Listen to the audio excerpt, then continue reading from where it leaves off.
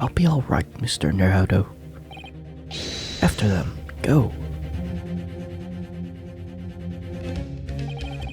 Behind that door. In the storeroom, hurry.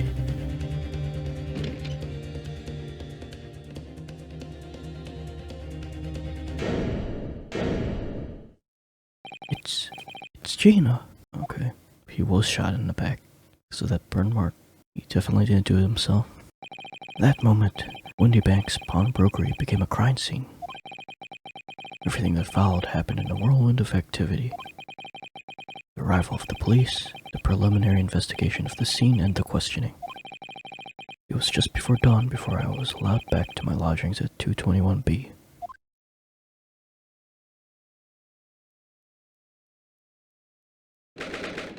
"16th of April, 8:21 a.m. Naruhodo's legal consultancy. Hey guys, Lex here, back for some more of the Grade A attorney. Looks like it's Gina's turn to get framed this time. I should probably take a longer break after all those girl voices, but I really want to investigate this crime scene today. Anyway, let's go." Oh man, she looks so short. Oh, Iris.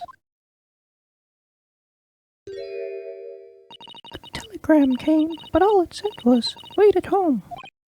Oh yes, we asked one of the policemen to have it sent. It was simply impossible to come back. When I woke up, I was all alone. Hurley and Ginny were gone. Everyone was gone. What happened, Bruno? Poor Iris, she's trembling. She's obviously trying very hard not to let herself get too worried. I'll explain everything that I know. Something awful has happened, hasn't it? Yes, I'm afraid so.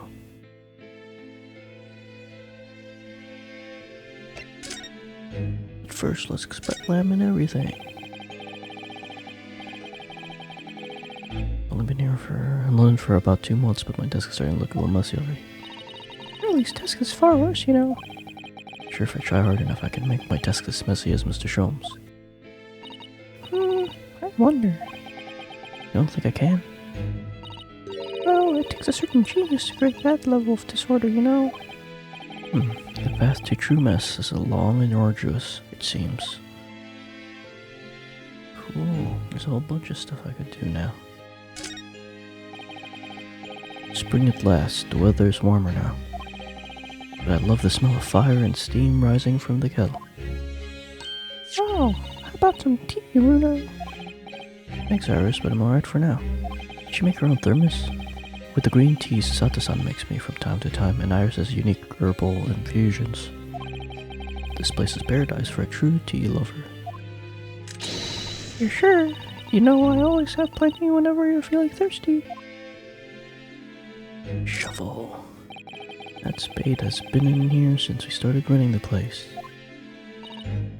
No, that's not a spade, it's a shovel. Ah, you're a shoveler, are you? I had a feeling you'd pick me up on that.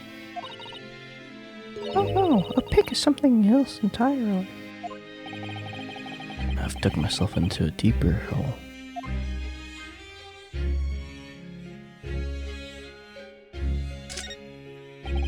So this is the tea set that Mrs. Otter brought with her from Japan. Let's hope she hasn't noticed me slipping sugar and milk into my cup when she makes it. It's just so bitter. Susie's lovely green tea has quite an impact on Hurley, you know. He stopped putting milk and sugar in his coffee even. And Hurley is normally bitterly oppressed to bitterness. Huh.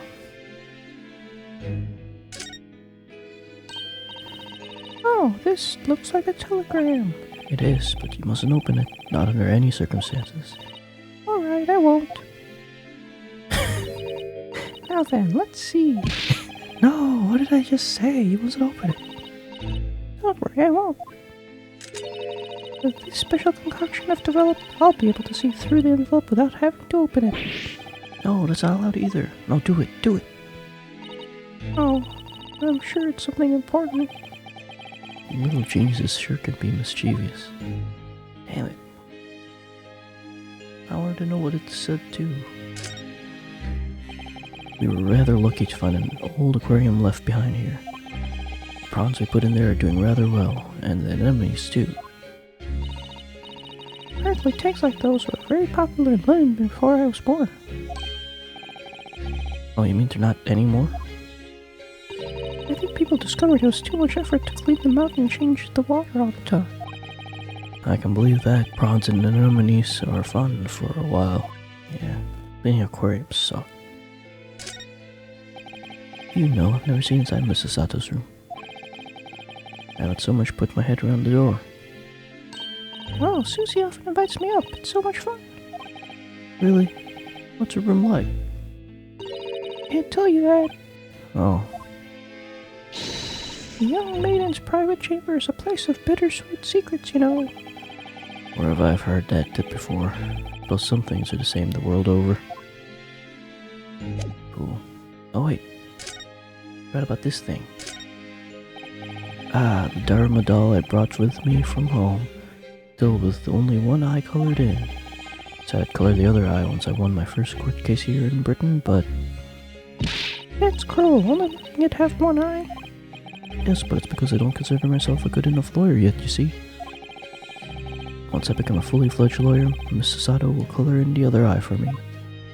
Well, in that case, why not color in the other eye now? Then every time you win a new case, give it an extra eye. You can never have too many eyes, you know. Ah, call me crazy, but I'd never considered that. Yeah, what a weirdo.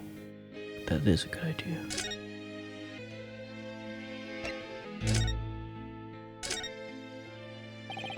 I'm sorry to have to tell you this, Iris, but Mr. Windibank is dead. Huh? He was shot. We discovered it in the early hours of the morning. Oh. Yes. I had a feeling. It? Well, I saw those police carriages pulling up outside his shop. So I knew something must have happened in there. When we entered Windibanks in the small hours, we disturbed a gang of 2 thugs. Oh, yeah. They ran out onto the street, and I chased after them, but they got away. It was one of them who shot Mr. Windibank, I suppose. I don't know, but that's not what the police believe at the moment. Oh, why not? They've arrested someone else as their prime suspect, you see. Gina. Ginny? Ginny? But why? Well, the thing is... No, Ginny wouldn't do something like that. I know. None of us think she did it. Then why have they arrested her? Sorry, there was nothing I could do.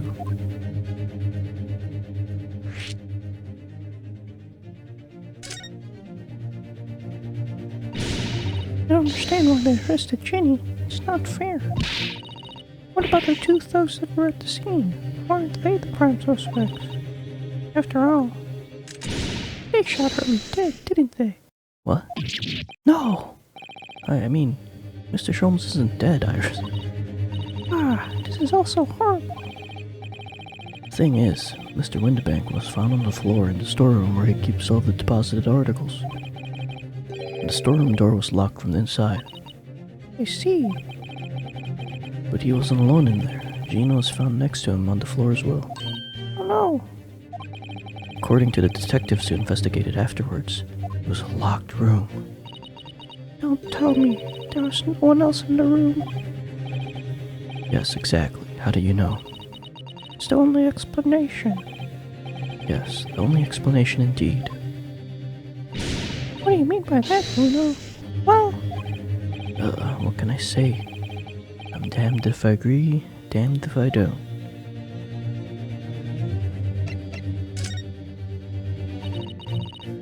so where's Hurley then? Is he still there investigating the scene? We really ought to have some breakfast. It's not good for him to miss meals. I don't want you to have to worry, Iris, but I have some news about Mr. Sholmes. Huh? He was taken to the hospital this morning. What? Well, when we entered Windibanks, a gun was fired, and he took a bullet. Hurley? Was shot? Oh, Oh, It's alright. His life isn't in danger. really? Are you sure? Where is he? Which hospital? He's at St. Synner's. They're attending to him there. I must see him at once. Sorry, Iris, but you can't. Why not? That's not fair. I'm a family member. I should be allowed. No, I mean, nobody could see him at the moment. He's not allowed any visitors. They're preparing to operate, you see. To operate? Oh, poor Hurley. I also forgot that he was shot. It was the two thugs who were in Mr. Windybank's shop. They shot Mr. Sholmes when we disturbed them, you see. It was pitch black inside the shop at the time. My mind went totally blank, I'm afraid. I just froze. After them. Go! After that, I ran out into the street, but... well, they were long gone. I shouldn't have hesitated. I'm so sorry. It's my fault. I let them get away. I think that's a very good thing. Sorry? Well, if you'd seen which way they went and chased after them, They would have shot you. you might have been shot as well, Runo. Oh, On top of everything else, I couldn't bear that. oh, Iris. That's why you deflect the bullets with your sword. Where's Susie, Runo? Still at the police station. Oh, why? Expect that she's still being questioned. The police said they wouldn't be finished for a while. Aren't you there then? Well, I didn't get a good look at the criminals anyway. But they weren't questioning me for long. And Miss Sasato stayed behind at the scene to tend to Mr. Sholmes, so it didn't get started until later. Ah, I see. Besides, one of us had to come back to be with Iris. Glad Inspector Gregson agreed to me leaving early. You should have let me know and I would have come to the station.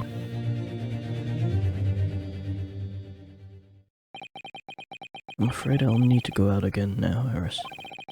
There's not much I could do at the moment, but I can at least try to find out how Mr. Sholmes and Jean are getting on. I want to go too. Take me with you, Runo. Oh, please, no. Oh, I can't stand just sitting around here waiting. I'm not sure I feel about taking a 10-year-old child to the scene of a murder, but I don't want to leave her alone here either. Alright then, Iris. Perhaps you could help me? Oh yes, I'd love to. Jean's at the prison. Mr. Sholmes is probably in his hospital bed. And don't forget we have to visit the crime scene. We will need to conduct a thorough investigation. I can see you're ready for action. I imagine Iris would appreciate going to the hospital sooner rather than later.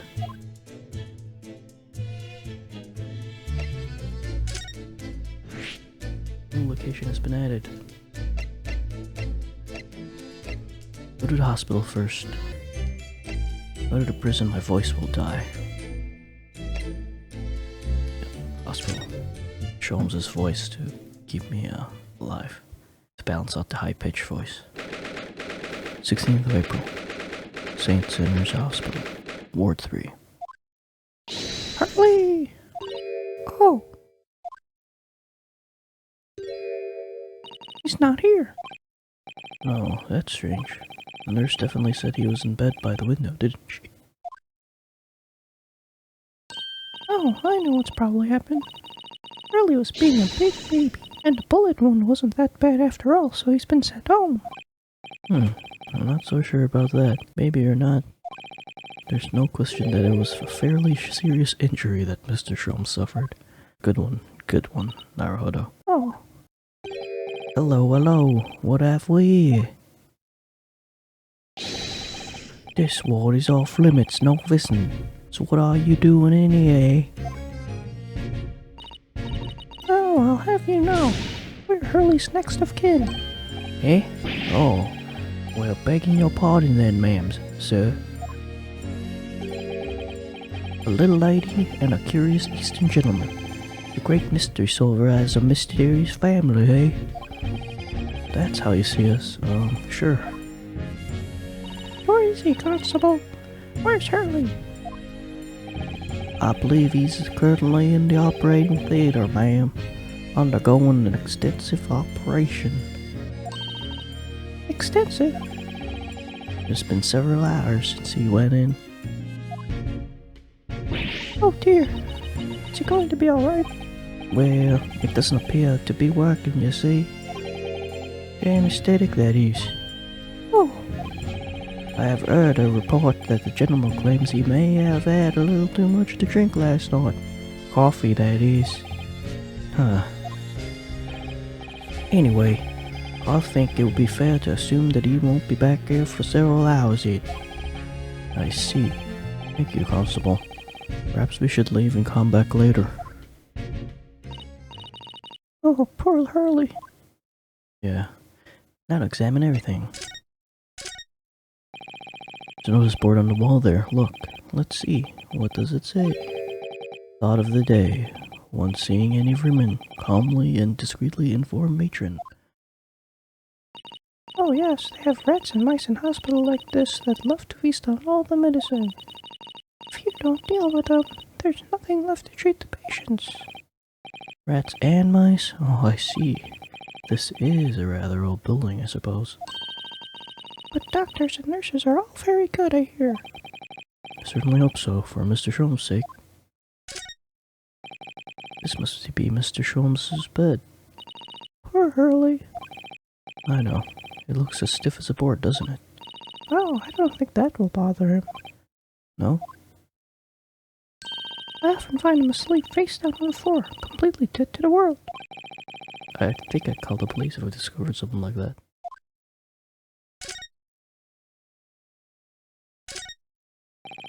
Wonder what these are. Do you have any idea, Iris?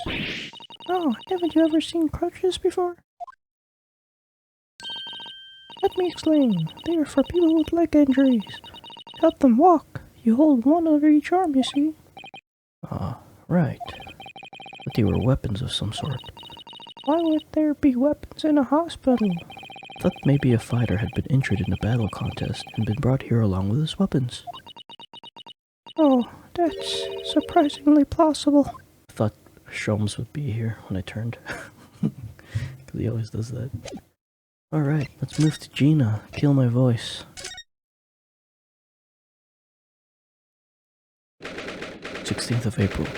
Local prison. Cell 13. Oh, it opens up. Okay, that makes sense. No, it doesn't. Hello, Gina. They let her keep a gun? A grenade launcher? Oh, you still have the grenade launcher Hurley and I made. I wish she wouldn't point it at me all the time, though. What are you here for? Ginny! I have a feeling it's because of us that you ended up in trouble. So we're thinking that we might be able to help you. Huh? Well, you can't. Sorry? You're get lost. Don't be like that, Ginny. I know you didn't do it. You'd never shoot someone. I just know you wouldn't. You think you know me? Pull another one. Oh. You ain't got the first idea about the likes me. I'm a thief. I pinch people's purses when they were walking down the street. That's how I'll get, boy. If I saw me chance, I'd sneak into a pawn shop any day of the week. Just to see what I could lay my hands on, kitty. That's the kind of person I am. But, Ginny, I'll be in the court tomorrow, they said. Some cove came by before and said he'd be a lawyer for me or the like. Said it was my right or something. But I told him to get stuffed. I don't need no lawyer. I don't need no one. She couldn't be staring at me any more obviously if she tried. Why are you being like this, Ginny? Here's my badge. I'm a lawyer. Would you ever look at, That's strange. Where's my armband gone? What's the problem? Something wrong? Don't suppose you're looking for this?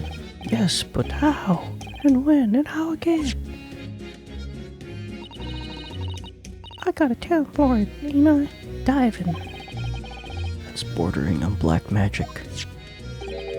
Makes me what I was about to say about my armband seem a little dull. So, what do you want to tell me about then?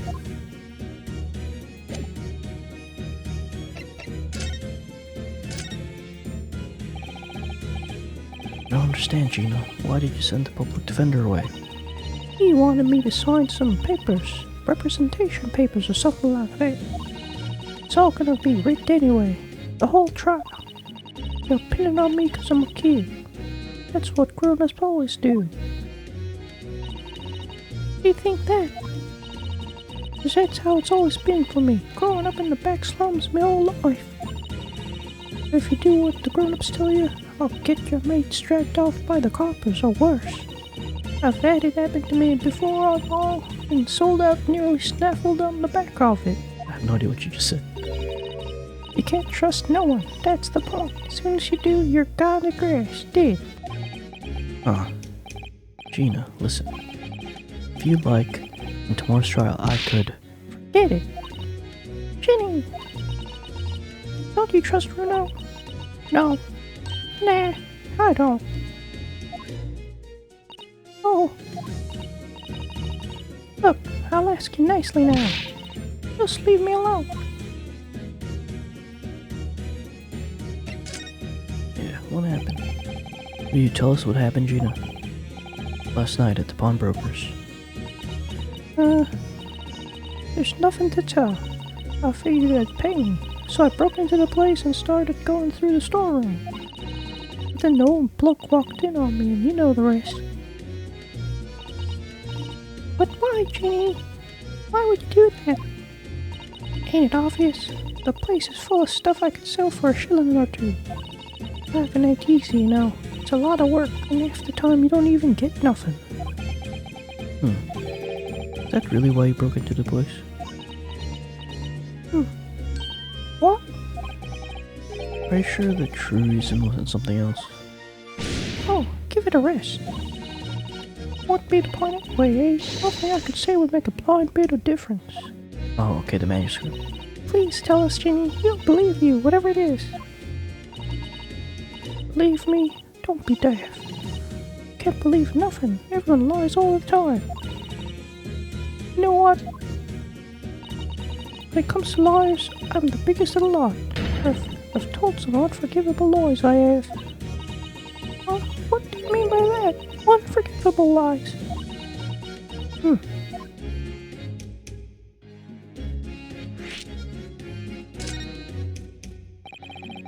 What did you mean before, Gina, when you said that you were the biggest liar of the lot? Why don't you tell us what these unforgivable lies you've told are? Maybe we can help. Sorry. We're out of time. They're gonna want to question me now. Ginny, please.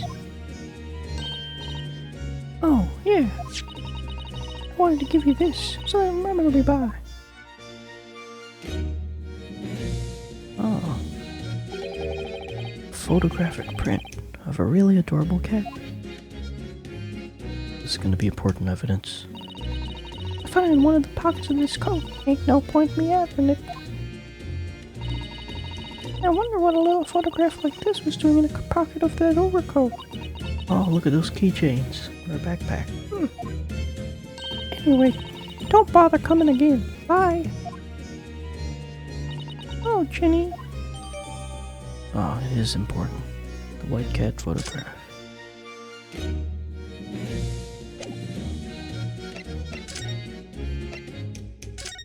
Let's take a look. This is an adorable little cat. I think it looks a little like Wagai. That's what I thought too. I always thought that cats like to curl up inside under a heated kotatsu blanket when it snowed. Maybe British cats are different. Then, what's in the back? Aha! Take deposit. One small box. Oh.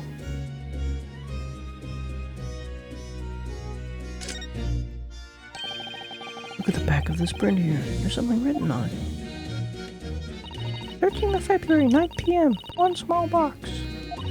A loan amount paid, 10 shillings. Redemption deadline, 13th of April to 9 p.m.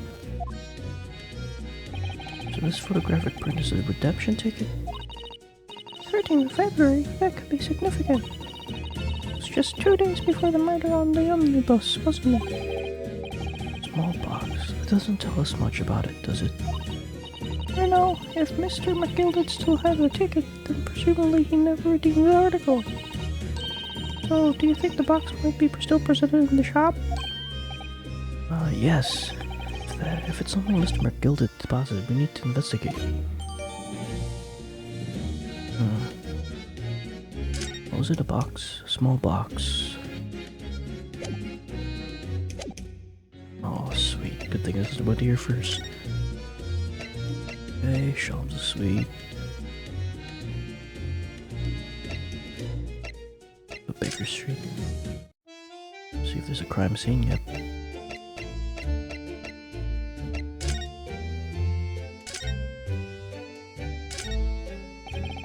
Already been 2 months since we've been taking lodgings here above Mr. Sholmes' office.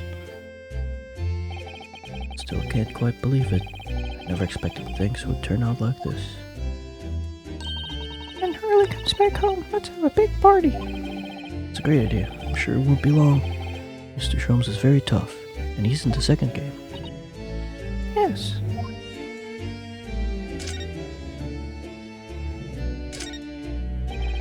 There's still a Scotland Yard carriage outside Windybanks. I never imagined we'd be investing a case so close to home. Poor Irish, she's very upset by all this. Sorry, I was there. Should have done more. Not that this is your fault, Bruno. And please don't apologize. But It's the criminals who are to blame for all this. So let's investigate and work out how to catch them. yeah, you're right.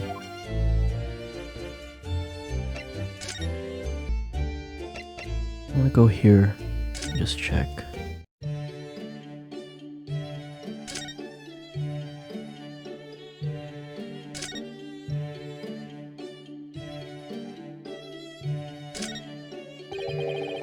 Look at Mr. Sholmes' desk. It's completely clear. It's totally different without that enormous machine on it.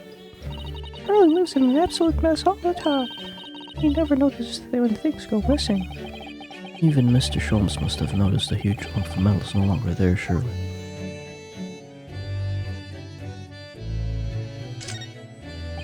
There's all sorts of these on these shelves. Chemistry apparatus, books, papers, and a lot of things I've never seen before. It's all heaped up so high. Can't help feeling that the whole lot is going to topple at any moment. Yes, Hurley does tend to overload the shelves. It's one way of putting it. I wanted to look something up in one of those books the other day, you know? But it was so tightly crammed in, he gave up and went out to buy a brand new copy instead.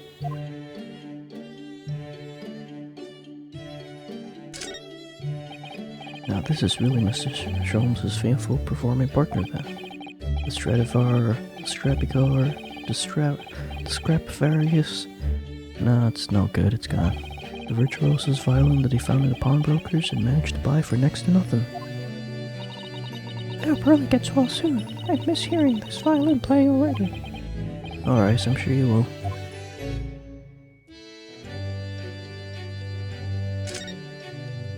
What's in here? It's an unusual way to make use of a huge metal chest. It's a table for tea and coffee. But it's a very sturdy box. I've noticed that it's always locked. Oh, well, that's because that box contains some of my most important things. Which you have no intention of telling me about, judging from that guarded smile.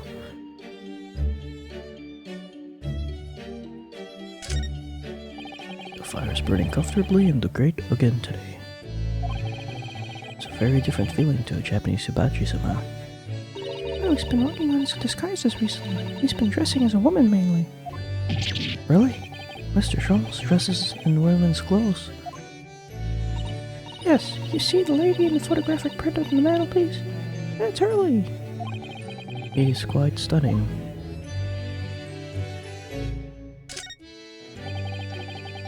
These are all mementos of Mr. Sholmes' past cases, I think. If he'd been involved in my case, I wonder if the beefsteak from La Carnival would be on display here. The glass, or the purse. Hurley says Waggy is a memento too. What? How? I tried really hard to get the little fellow to stay on the shelves at first. He had to give up in the end. Waggy just wouldn't keep still. Yes, funny that.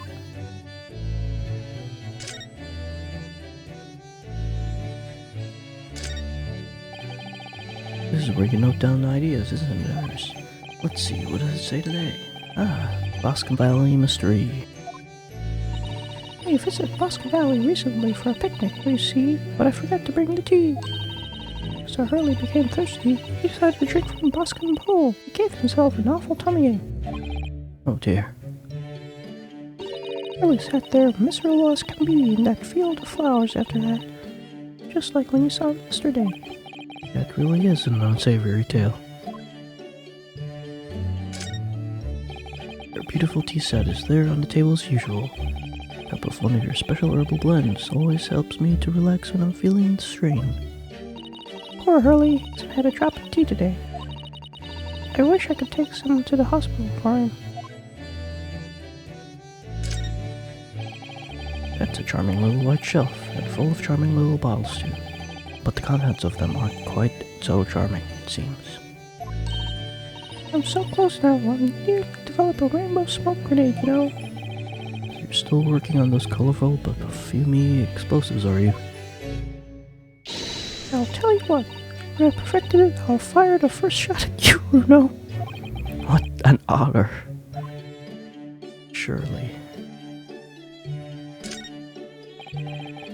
Come to think of it, I haven't seen you doing much writing recently, Iris. There's paper already set up in the typewriter, I notice. As if you're about to start. I'm a little bit stuck for a new story idea, actually. Well, you could consider using what happened to Mr. Nonsumet, perhaps. Oh yes, that's a fabulous idea. And a great title has just popped into my head as well.